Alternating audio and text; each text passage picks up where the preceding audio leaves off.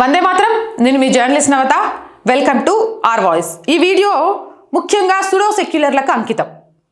నేను హిందూని అని భావించే వాళ్ళకంటే కూడా హిందూగా బ్రతుకుతూ సెక్యులర్ని అని చెప్పుకొని మురిసిపోతూ సనాతన హైందవ ధర్మం మీద దాడి చేస్తూ అన్య మతాలకు జీ హుజూర్ అని బ్రతికే వాళ్లకు ఈ వీడియో అంకితం.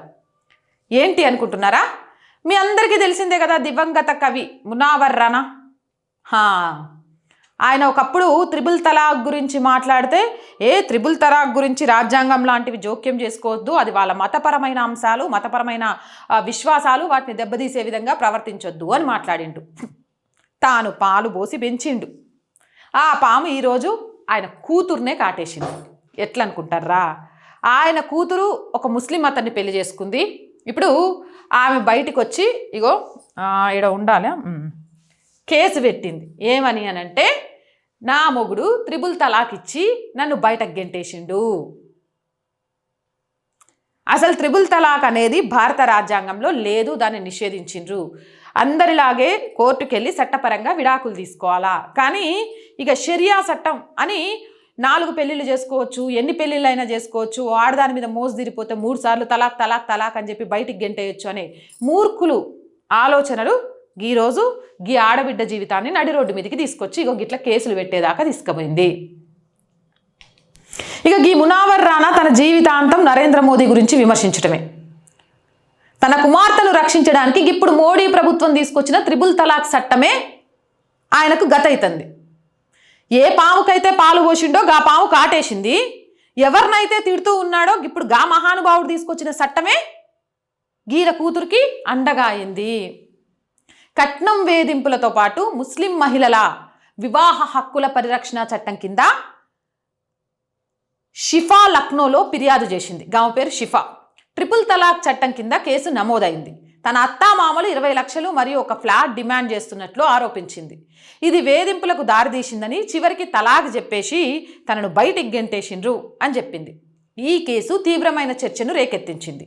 చట్టాలు రాజకీయాలను ఎలా అధిగమించాయి, ఒకప్పుడు వాటిని వ్యతిరేకించిన కుటుంబాలకు కూడా చట్టపరమైన భద్రతలు ఏ విధంగా వ్యవహరిస్తాయి అనేది ఈ కేసులో చాలా క్లియర్గా కనిపిస్తోంది. ఇక న్యాయం విషయానికి వస్తే, చట్టం భావజాలం కంటే బిగ్గరగా మాట్లాడుతుంది అనే విషయం గుర్తుంచుకోవాలి.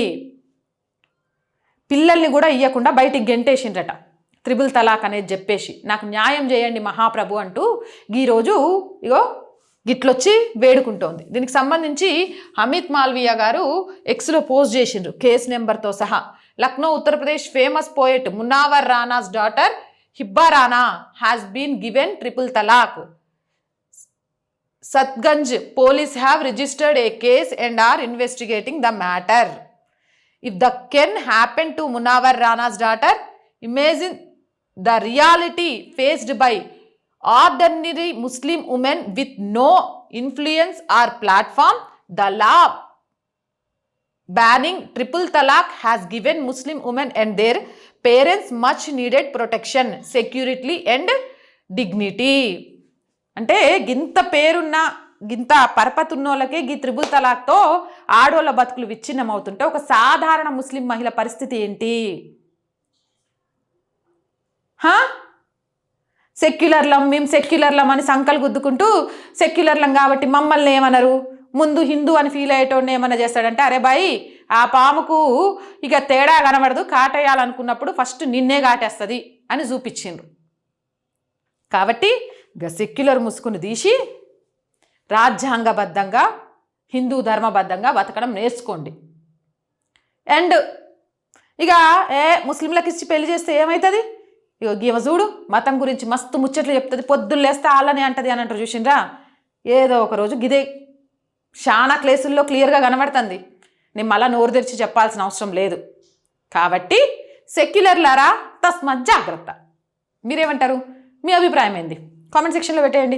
మోర్ వీడియోస్ కోసం ఛానల్ని వెంటనే సబ్స్క్రైబ్ చేయండి. అండ్ వీడియోస్ చూస్తున్న అందరికీ చెప్తున్నామండి, ఆర్ గ్రూప్ ఆఫ్ ఛానల్స్ మీకు తెలిసిందే, R voice, R political, R Sanskriti. ఇవి 3 కూడా మన ఛానల్సే.